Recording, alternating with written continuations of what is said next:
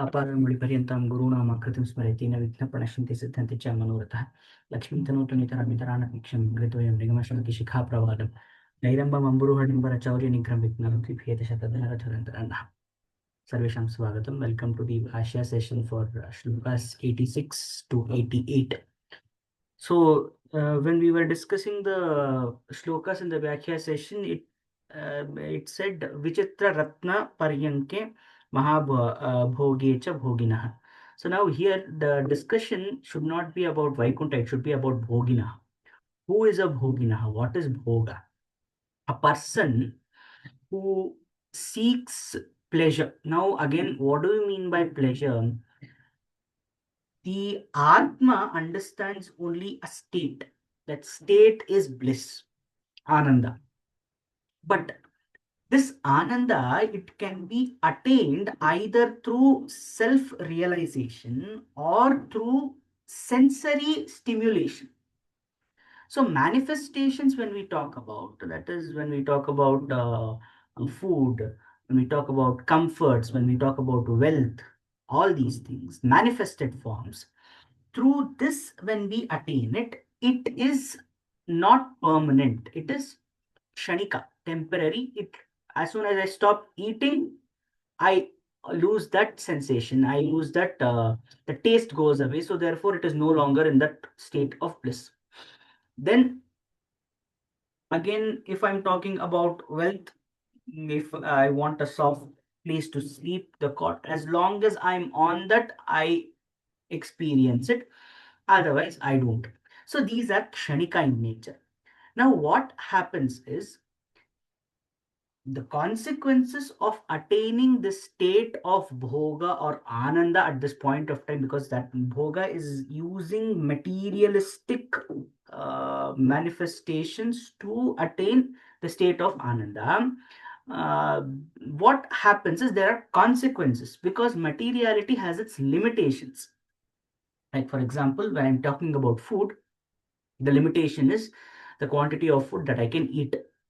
I cannot eat beyond that because my manifested body can only handle so much food. In the same way, I cannot sleep the whole day. I cannot sleep like Kumbhakarna for 6 months or anything like that. So again, it also has its limitations. That state is blissful only, but I, using manifestations to attain that state, I am experiencing limitations. So that has to be understood, that Bhoginaha are those people who are using manifested forms to attain or experience Atmananda. And they feel that is the chasing behind that materiality is what is going to keep them happy. But the two nature, that is one, it is impermanent, and the other one is that it leads to other consequences physically, is something that is of a negative character of this bhoga, and that has to be understood over here. So vichitra ratna paryanke mahabhoge cha bhoginah, those bhogis, those bhoginah who are chasing atmatrupti through materiality will never attain the actual, the true definition of blissful or Satchidananda, which can be attained only through Kripa Kataksha of Hari. So, that comparison, for the sake of comparison, in this shloka, it says the state of bliss or Satchidananda that can be attained through the grace of Hari, that is reaching his abode or Sannidhana, that it is not even comparable to the state of blissfulness that can be attained through material characteristics. So here, Ramante Nakiramabihi. Ramante, the pleasure that can be understood, that pleasure that can be experienced through inheriting, or not inheriting, through um, uh, reaching Vaikuntha, or we are talking about his grace or Sannidhana, that getting close to him, that when we try to compare it to the manifested forms, it is so much more, many folds, and it is permanent. The two nature that we said, the were negatives for the bhoga, that was impermanence and negative impact. Both of them are not there when it comes to attaining this state of bliss through Hari's grace. And that is the reason they have compared to, they've tried to put it in terms of manifestations. That is Vichitra Ratna Paryankan, studied. Technically speaking, if we imagine a cot, a bed, with all kinds of ratnas studded to it, all kinds of gems studded to it, it is not comfortable in any way. It is very uncomfortable.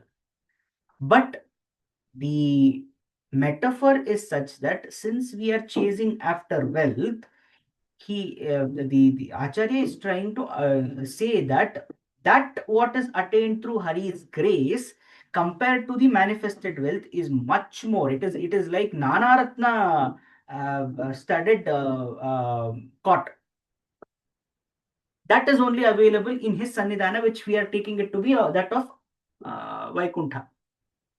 So that can only be attained through Keshava Smarana. It is not through actually chasing behind that. And it is consequential, it is not the objective. Attaining, being on his good books, getting his Kripa Kataksha is important. Through that, what we derive, that is the Ananda or the state of bliss, that is only consequential, which not even a king. Why the king, as in over here, Ashwamedha Sahasranam, yes Sahasran Samachare, the one who does the acharana of Ashwamedha. Ashwamedha, as everybody may know this, that it is one particular yajna that is performed by kings, which is to expand their territories. So an Ashwamedha yaga is done, an yajna is done, and then Ashwa is allowed to roam around, and as to whichever kingdom it goes to, that particular kingdom becomes the Yajna Karta's kingdom, until that particular ruler of the other kingdom holds that Ashwa, ties it, and then that king must come and fight and release his uh, Ashwa. So that is the Ashwamedha. So who does this Ashwamedha? It is only kings. So here it says that person na asau tat phalam apnoti.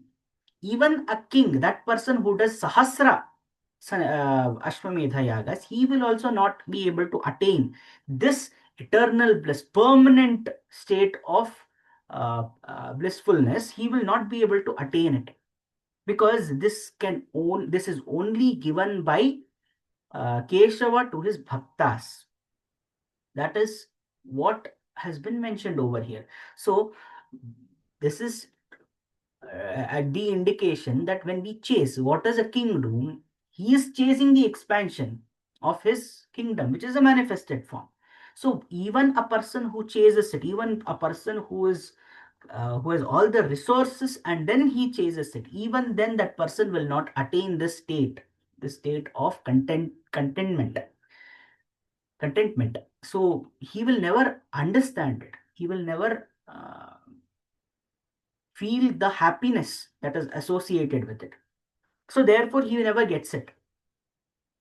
So who can attain it? Only a bhakta. Because there, when we say a bhakta, he has accepted the superior, higher consciousness and he has submitted to it. So only that person will be able to attain it. So the next shloka, Rere Manushyaha, it is a Mudhartha Sambodhana, saying that the Manushya is a Mudha,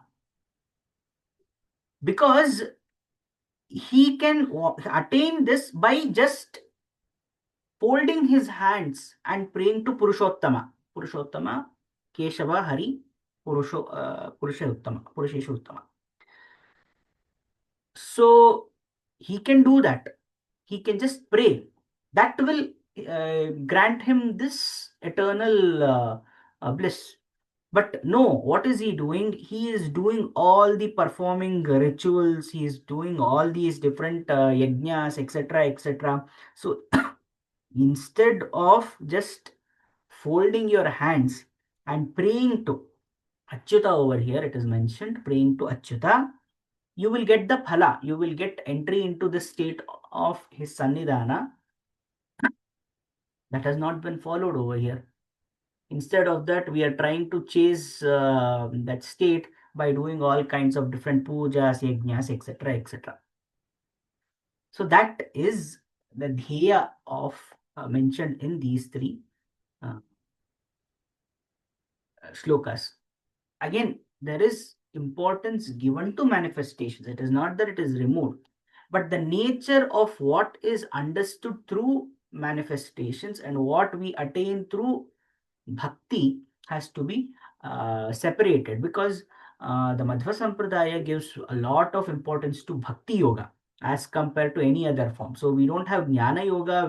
It is not, Advaita gives more importance to jnana yoga.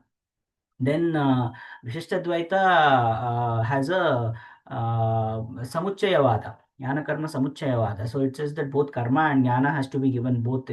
But over here it says it is only through bhakti. So therefore, that separation is trying to be indicated through these shlokas by Acharya. So we will move on with the next one in the next session. स्वस्ति प्रजाभ्यः प्रतिपालयन्तां न्यायेन मार्गेण महीमहीषा गोब्राह्मणेभ्यो शुभमस्तु नित्यं लोकाः समस्ताः सुखिनो भवन्तु कायेन वाचा मनसेन्द्रियैर्वा बुद्ध्यात्मना वा प्रकृतिस्वभावात् करोमि यद्यत् सकलं परस्मै नारायणायेति समर्पयामि।